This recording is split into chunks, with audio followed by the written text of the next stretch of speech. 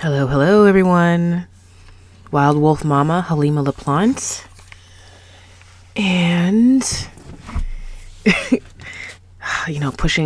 pushing record is always the hardest part. Because I never know what the hell is gonna come out of my mouth. It's always a little bit of a surprise.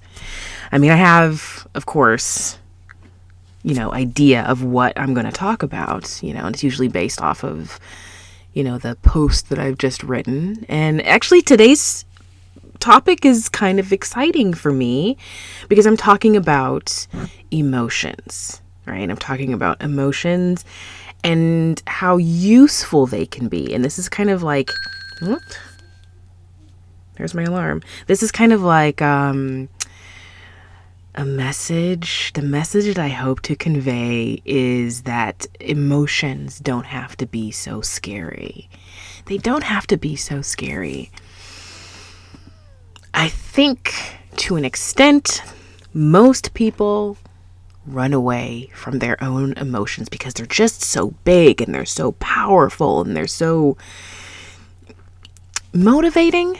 And I think that in human design, the emotional center is a solar plexus and it is an awareness center, but it's also a motor center. And I think the reason it's also a motor center is because emotions do incite you to take action. They can cause you to take action. Like if you are feeling emotionally some kind of way, you might go and try to do something about that. You might decide that because you're feeling some kind of way that you got to go do this thing over here.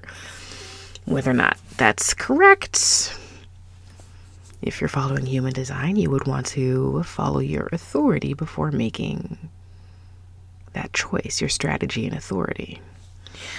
I'm going to turn this down because I'm really loud in my own ears.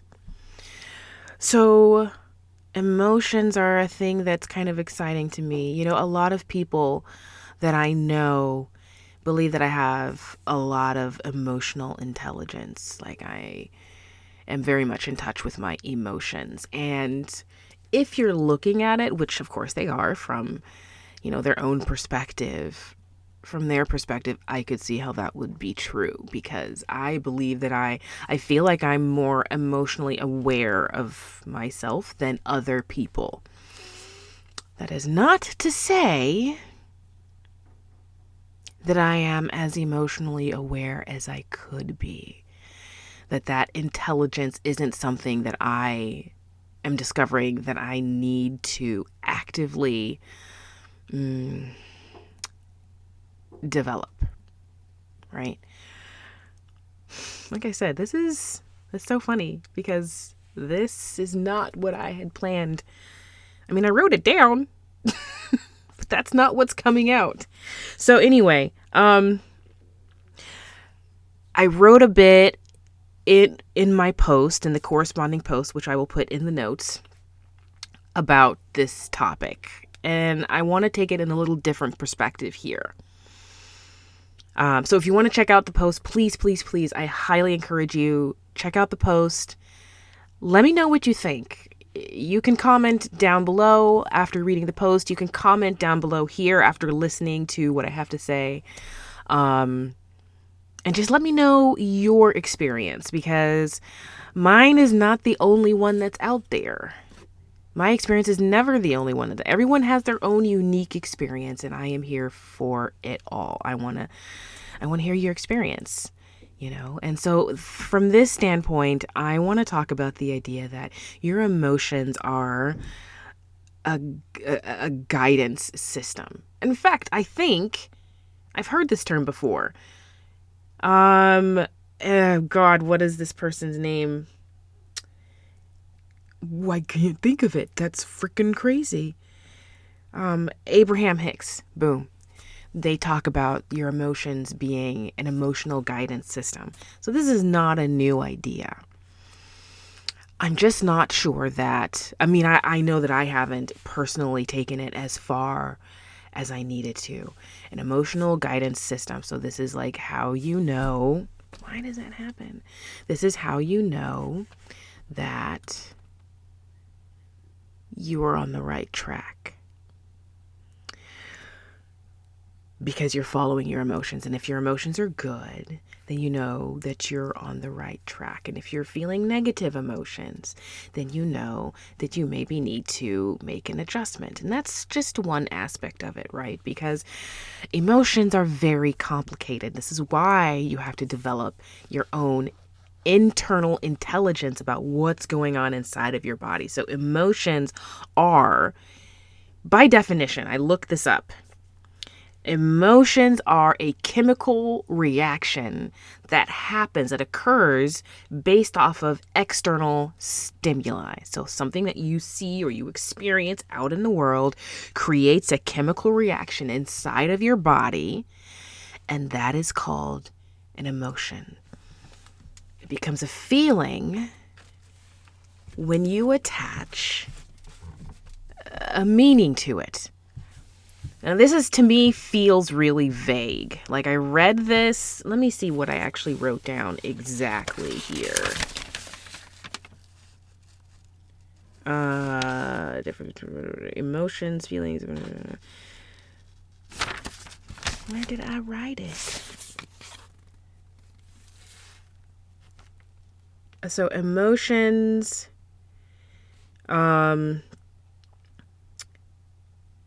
can turn into moods, which can affect your emotions and feelings. Feelings can be diluted or distorted by stories we create in the mind.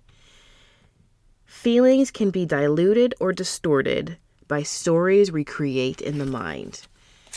Those are feelings. Feelings are the stories that we create around this chemical reaction that's happening inside of our bodies.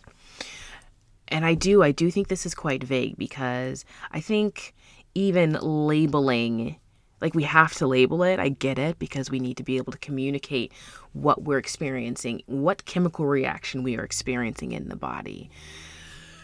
So maybe labels are okay to that point. But then we have these ideas about what emotions are acceptable and which emotions are allowed, and all these things. Like, I've gone through the whole process, right? And the thing about emotions being so big and painful sometimes, like these big painful emotions, is that you think you can't handle them. And perhaps you go out into the world and you experience pain, or you get triggered by someone.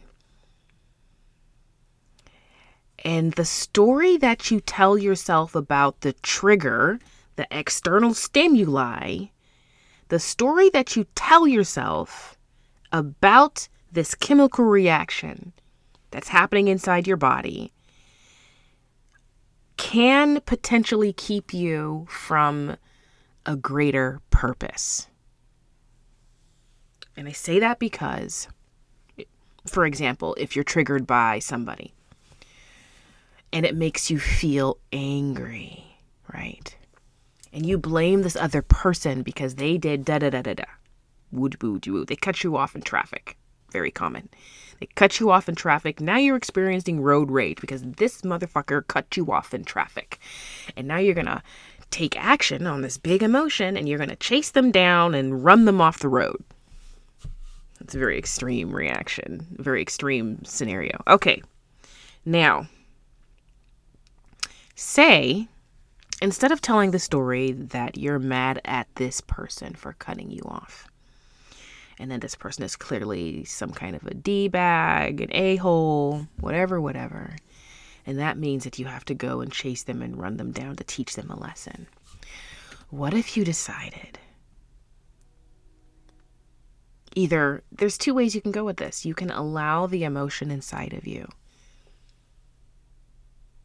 Actually, I'm going to talk about that one last. You can decide that this is a lesson. Maybe they both lead the same place. You can decide that this is a lesson for you. You are a person who constantly gets aggravated by other drivers on the road. At some point, you have to realize that it's not the other drivers. At some point, you have to realize that the trigger is trying to tell you something about yourself, that you have something inside of you that needs healing. Something inside of you that needs healing. That needs your attention.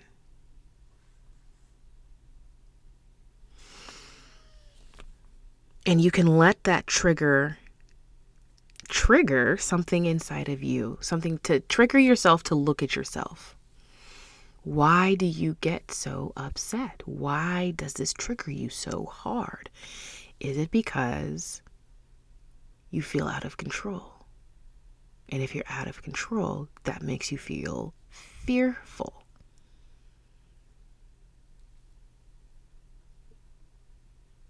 And just, where do you go from there?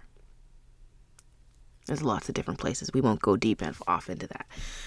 The other thing is, a lot of times because we have these big emotions, and usually anger is an emotion that apparently is okay to feel, but we don't want it to get too big and too grand, because then we feel like we can't control ourselves and we're going to take this action. But what if we leaned in to the emotion that we are experiencing? We leaned just right up on in there. We got all up in there and we just rubbed it all over ourselves, and we just allowed the experience, the emotional experience, to occur, to let it flow through you. I don't know for sure. This has been, like I said, I'm talking about my experience. My experience is that emotions are meant to just flow through you. When I say lean in, I mean feel the full experience of the emotion, every nuance. And it's so fucking fascinating, because when I have allowed myself to experience whatever emotion I'm feeling, the big ones are never as pure as I think they should be. It's never just anger. There's a sadness, there's a frustration, there's a guilty pleasure, it is so nuanced and rich and just, it's a true sensorial, really. I don't want to say it's delicious, but it can be. It's certainly,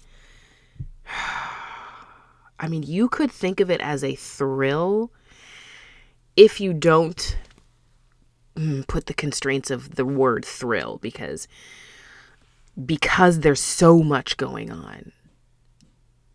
Because there's so much going on in this emotional experience. That's just been my experience. Prior to allowing myself to feel the full scope of my emotional experience, there was a purity. It was like my mind, and maybe this is how it turns into a feeling, right? My mind was saying that I was angry and that was it. That was it. I wasn't allowed anything else. I didn't allow that for myself. And the most interesting thing, besides the wonderment of feeling the full emotional experience, is that invariably, after sitting with those emotions, and they come when they come, after a time, over time, I come to a realization. I come to an understanding. I learn something about myself. And for me, this takes a long time. Like, it can take days, week, before I can come to this realization. And maybe this is why the solar plexus is also an awareness center, one that works over time. It is not immediate like my spleen. It is not immediate like my ajna. Interestingly enough, my solar plexus is undefined. I have one gate It is gate 6. Anyway, it's neither here nor there. I come to this awareness over time. I don't remember if this is exactly what I was talking about, but that's what we're going to say now. And I learned something. And I come to this awareness. It's not something that my mind specifically goes down a path and picks out. It is almost like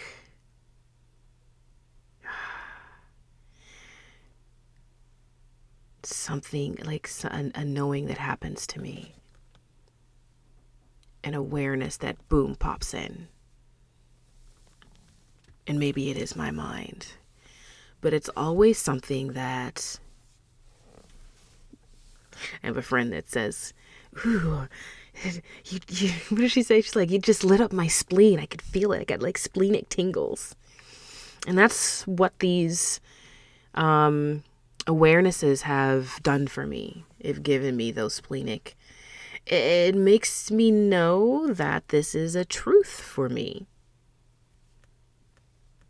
This is something that is true for me. And it's been an incredible experience because I'm also learning to trust myself, like to know that my body can handle these huge emotions, that I can sit with it and I can allow all of it. I can curl up under the fucking covers if I need to. I can take that time and experience that emotional experience and let it flow through me because I'm not meant to hold on to it, right? I'm not meant to hold on to it. I am not made to hold on to it. I don't know of anybody that is. Maybe there's somebody.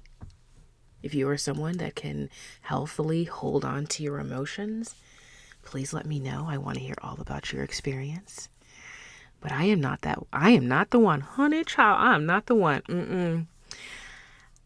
But I can become an open conduit and just let that flow through me out into the world. I don't know what happens to it after that, but it's not here. I'm back to status quo. You know what I'm saying? Life's lessons. Right. So what did I wrote? I wrote something interesting here. These passions rooted in love. Oh, passion. Right. Because, passion. Okay. So I talked about passion because in my 20s, I questioned whether or not I was meant to follow a career, to pursue a career as an actress. Things were not working out for me. I talked about that in my post, so you should definitely go back and check that out. And so I questioned. I was like, is there a God? And if there is, am I doing what God wants me to do? God, that's a whole big ass question, right? Because God do we call it God? Do we call it universe? Is it my higher self? All of these and none of these are true. But I questioned, am I doing what I'm supposed to be doing? And I was like, this is what I want to do. I'm so supremely passionate about being a performing artist, about being an actress. And of course, I haven't stepped foot on a stage in decades. Although I have been on camera, haven't I? Currently on camera now.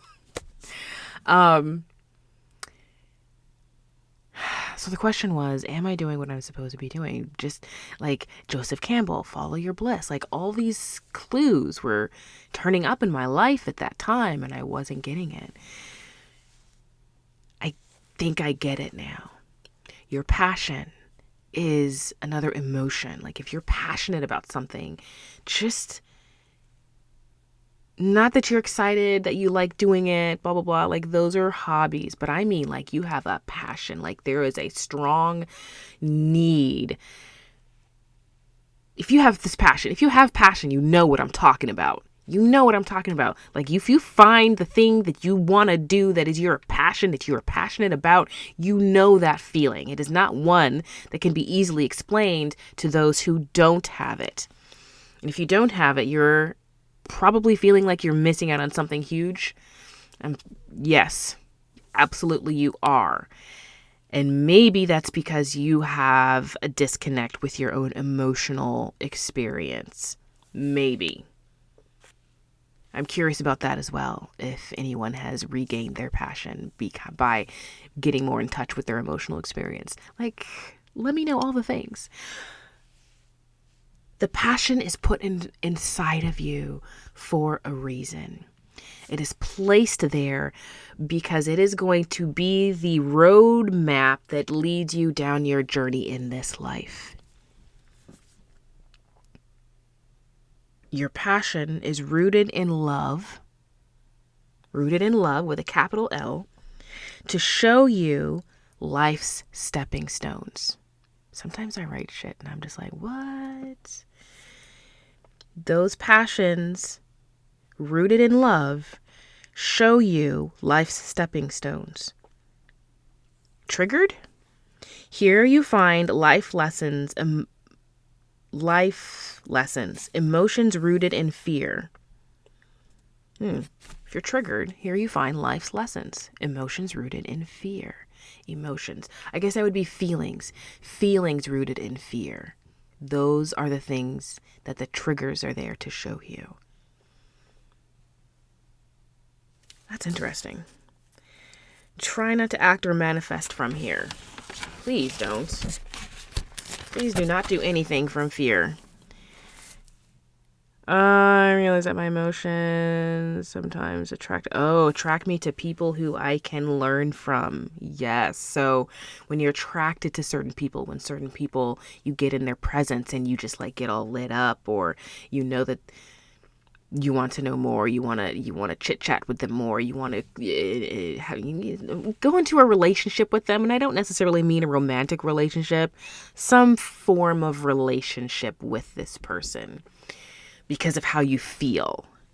These are your emotions. This is like your emotions giving you another stepping stone, right? Like, okay, now we've done with this. Now we're on to this person. And this person has a beautiful platter of love and fear and lessons and joys and experiences to offer to you. Show them your platter, because this is what you have to offer, you know? And your emotions are what guide you there. They can be. To your experiences, your unique experiences that you are collecting during your journey on this lifetime, during this lifetime. Whether you like it or not, you really don't have a choice. You can choose to suppress your emotions, and that's going to be an experience in and of itself, right? That is going to be an experience in and of itself. That is going to lead you exactly to the perfect place that you need to be, whether you get it or not. And maybe you got to come back a few times to really understand it, to really experience it, to really be open to it. And if you're listening to me right now, this message is for you. Do not hold yourself back from your own emotional experience. Allow yourself to feel all of it, but don't hold on to any of it. We don't have to put stories to it, and we don't have to do anything unless you're following human design and you're following your strategy and authority to do something. Anyway, how long is that? Oh, it's about 24 minutes. So good job, me. Anyway, thank you. I feel good about this. And check out the website, wildwolfmama.com. You can also find me on Instagram and on TikTok. I am slowly developing my own kind of way of doing things, to get myself out there, to just trying. These moments right here are really about me trying to be more vulnerable and share more of myself in a vulnerable way. So they are a bit challenging. But as I grow, and this is going to turn into a real life business, guys, I'm growing up. I am developing some services so I can work with people one-on-one and gain the experience and gain your experiences and learn from you and guide you and help you if you want that. But all of that is going to take time because I'm realizing that I am not one who does things super fast. I am not a manifesting generator. I am a projector. And all these things happen in their own time, and it's always the right time. And honestly, there's no choice for me. So, after all that, find me out in the webospheres, and I will holla at you guys later. All right? Bye, guys.